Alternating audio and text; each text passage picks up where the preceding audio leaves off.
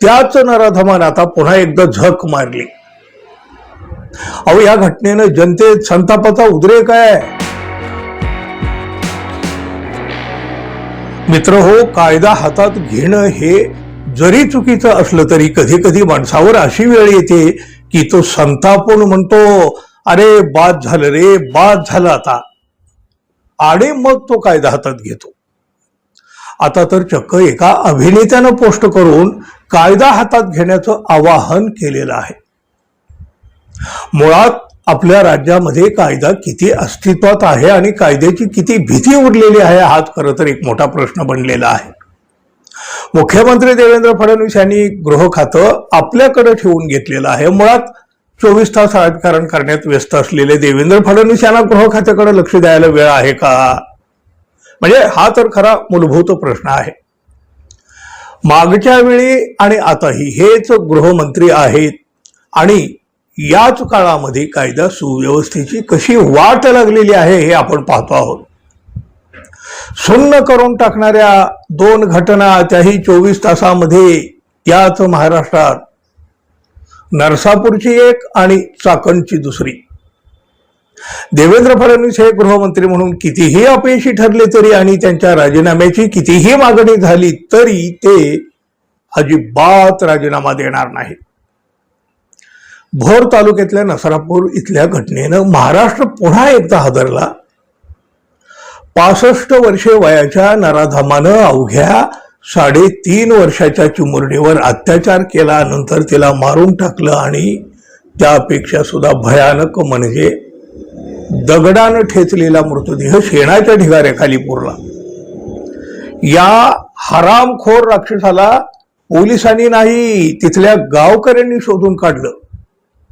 गावकऱ्यांनी जेव्हा त्याला फटके दिले ना, तेव्हा त्यानं चिमुकलीचा मृतदेह पुरल्याची जागा सुद्धा दाखवली. शेणाच्या ढिगाऱ्याखाली हा मृतदेह लपवून ठेवण्यात आला होता. हो, जनभावनेचा उद्रेक झाला. लोक रस्त्यावर उतरले. पोलिसांनी त्यांच्यावरच बळाचा वापर केला.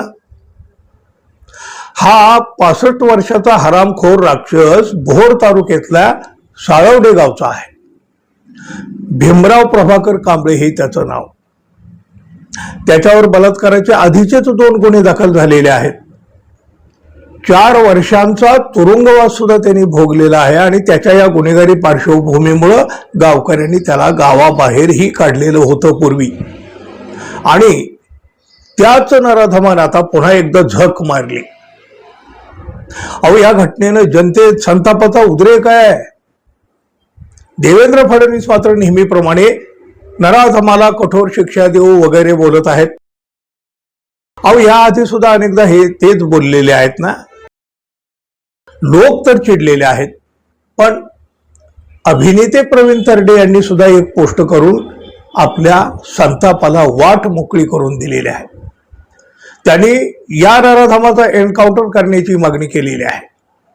अभिनेते प्रवीण तरडे यांनी आपल्या फेसबुकवर लिहिलं, उद्या त्या नराधमाचं एन्काउंटर झालं तरच मानू की हे सरकार छत्रपती शिवाजी महाराजांच्या विचाराचं आहे, अन्यथा भोरच्या मावळ्यांनी कायदा हातात घ्यावा.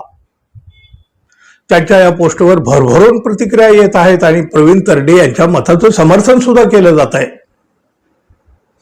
कायदा कुणीही हातात घेऊ नये, पण हे जरी खरं असलं ना तरी जेव्हा फडणवीसांचं गृह खातं निष्क्रिय ठरतं, या खात्यावरचा लोकांचा विश्वास उडतो, तेव्हा जनतेची मजल कायदा हातात घेण्यापर्यंत जाते.